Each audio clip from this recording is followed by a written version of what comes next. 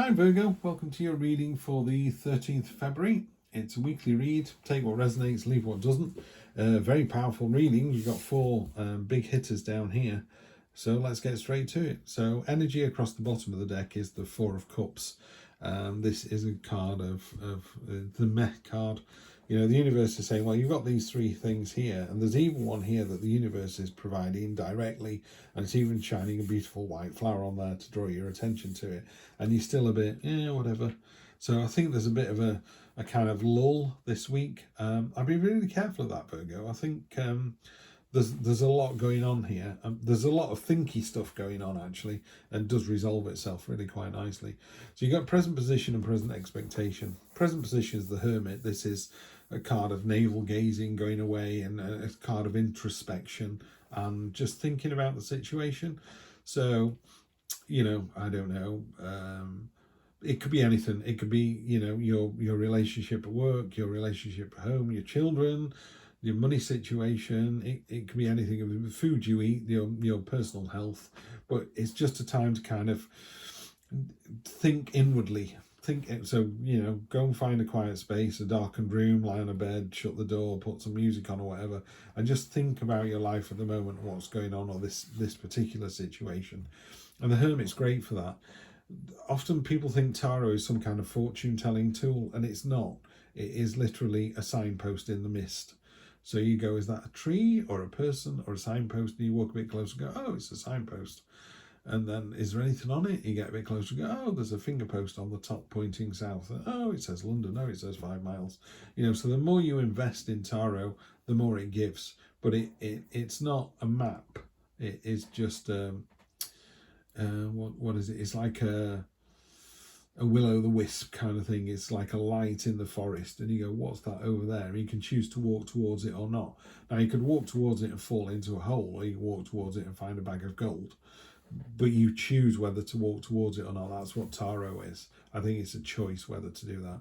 So it's inviting you to kind of think about what's going on. It's doubling down on that as well with the Hanged Man, because the Hanged Man is a card of trying to see the situation through other people's eyes. You know, it's about he's hanging himself upside down from the tree of knowledge, and he wants to just think about the situation and see it in a really different way. It's about losing the battle to win the war, but it's definitely about seeing the situation through somebody else's eyes, which is really powerful to do. You know, if you were in if you're a salesman, you need to know what someone's negotiating position is. You need to know what's the minimum they're going to want to give up in order to get what it is that they want. You know, once you know that, then you've got a position that you can move from.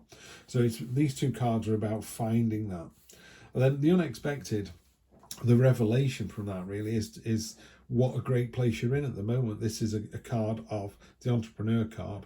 The antlers above his head are about stamina and tenacity. You've got the hammer in his hand. He's like, this is what I do. This is what I create. The King of Pentacles is a card of doing, of rolling your sleeves up and getting it done. It's an entrepreneur card. It's often someone who has already done it. So someone who's in a very high-powered job or in a very solid relationship, you know, they've already done this. It's like, I'm a father of 3 and they're at university, and I'm in that position now. So it's a very mature, sophisticated, aware energy that you've got here in the unexpected position. So it's a card of just reminding you just how powerful a position you're in and how it's of your own making as well. And then you got the fantastic 2 cards. For next week, you've got the Fool card. The Fool card is just inviting you to jump in with both feet. So again, I would think really long and hard about this card. What is the universe offering you? What are the choices down here? All 4 of which are making you kind of go, yeah, whatever. I would pick one. And maybe pick the one that's left field, because the Fool is inviting you to try something new. It's like, jump in at the deep end. Let's see where this takes us. Let's see where we end up. Could be fun, could be terrible. You know, jump on a train. Oh, it's going south. I wanted to go north. Get off at the next station, get back on, go north. Really simple. The Fool is 0. It's all or nothing. You know, jump off the cliff, see where you land. And then the next 1, 2, 3 weeks is the Knight of Pentacles. Antlers again. So we've got the antlers again for stamina and tenacity. So you've got the tenacity that you need to get through this week, Virgo. You are able to, you know, roll your sleeves up and just get through it. You know, put the head down, bash through with the antlers. If you look at this person here, You know, she's armoured up. She's actually over-armoured. But again, hammer in her hand, she's saying, look at all that I've created here. Look at this one down here. Aren't I amazing? I've got the big book of how to make armour, and I've made armour. You know, it is a card of being prepared. It is a card of steadfastness. Can be a little bit of a tar pit card. You know, it can be a bit sort of, you know, she's not running any races wearing that armour, is she? So she's protected. So you've got to be careful that it's not so protected that you're missing the opportunities that the universe has given you, which is this card here. So the universe definitely wants you to see something, wants you to try something new, and you're more than prepared enough to survive it. It's not going to be a problem. It's going to be very successful. So now we've got the King of Pentacles again. So doubling down with the King of Pentacles. This is you making your own destiny and doing it really, really well. Yeah. Virgo, there are no issues here. You're doing a fantastic job. You want more money, you can create more money. You want happiness, you can create it. Knight of Cups. Could be there is some love interest coming through. That's you seeing the situation from another person's point of view. That always makes you very attractive to other people. So yeah, I would just say maybe there is a, if you're already in a relationship, then I think your partner has just gone, wow, this, you know, really understanding what it is that I want this week. Maybe you just walked in and said, how about we do a date night once a month? They've gone, oh, hello. Yeah, really simple. But yeah, love interest. Unexpected on the King of Pentacles, you've got the Nine of Cups, a lovely card of wishes coming true. It's the Feast card. It's a card of satisfaction. It's a card of abundance. But what I really like that Heidi's done with this card, Heidi is the author of the Black Violet Tarot Cherry Blossom Edition, this one. She talks about in the book, she talks about this is a cold stone wall. So while you're on there and it's absolutely fantastic, you can't stay there forever. It will become cold and uncomfortable. So it's a card of really recognizing where you are and enjoying the fact that you are at this point in life. You know, you're very lucky. You're able to log on to YouTube, go and watch whatever you want. So you've got access to electronic devices and electricity. I'm assuming you've got a roof over your head. You know, you're in a very lucky position to begin with. But just be aware that, you know, we do need to keep moving forwards. The Fool, when you get the opportunity to jump into this new adventure, by all means look to the past and go, last time I was offered something like this happened. But remember, the past only informs you. It's not the future. This is done and gone. And more literally, these two children here, one's giving a cup of flowers to the other, and they look beautiful. Maybe they're collecting these for their mother, and they're going to take them in. The mum's going to be overjoyed. But in a week, they'll all be dead. These are the things that keep growing. Yeah, the stuff that's in the ground, the long-term stuff.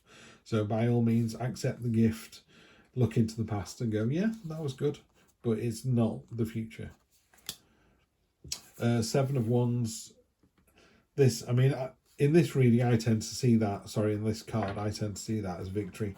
You know, 6 wands are on the floor. She's holding the 7th wand up in her hand, up in the air. Energy on the bottom of the deck is the 4 of Swords. So there's a feeling, I suppose, towards the end of the next couple of weeks, not maybe the end of next week, of this is sometimes a card of self-defense and protecting yourself, of just stepping back a little bit.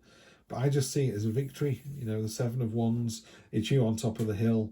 The other people have tried to take you down and have not been successful. So it is a card of victory. It's a card of stoicism. It's determination.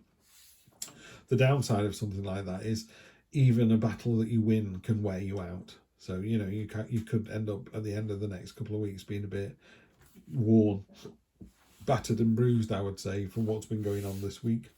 But there's definitely an adventure coming in. The universe is definitely trying to give you something. I mean, the 4 of Swords is another example of the universe offering you a minor blessing. So the universe is definitely trying to give you something. You've got to see what it is and then take it, jump in with both feet. By all means, remember what it was like the last time you tried, or, you know, look back on your past with, you know, a smiling face. What's done is done. But I would say the Fool for me is the one this week. You're in a really good place at the moment, so taking that Fool energy is going to be quite difficult, because I would say this week is kind of a good solid 7 or 8 out of 10. The Fool is asking you to make it a 10 out of 10, and you're going, do you know what? I think I'm quite happy with a 7 or an 8. So let's see. It's all there for you. If it was me, I would jump in with both feet and see what the future brings. See you next week for more of the same. Take care.